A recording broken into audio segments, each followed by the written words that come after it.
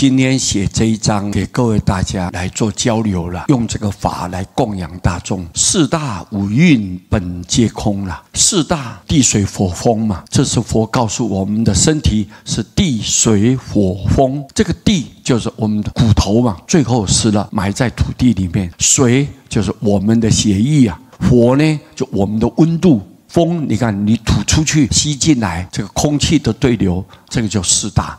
五蕴就是色受想行识，这五蕴就是外在的一切，你去碰触以后，你会去想喜欢的呢，讨厌的呢，或者觉得很开心的，很懊恼的这些感觉，受想你会想，然后你就会去做，喜欢你就追求，这样子无形之中灵魂的八识田中就会种下这个种子。所以四大五蕴本皆空，本来都是空的哦，都是不存在的哦。但是我们人呢，认假当真啊，外在那种虚幻不实的东西，把它当作真的，拼命的去贪求，拼命的去规划，拼命的想去占有它，就惹了一身烦恼。你有得一定有失的，有来一定有去的，有生一定有死的。各位，这就是世间的真相。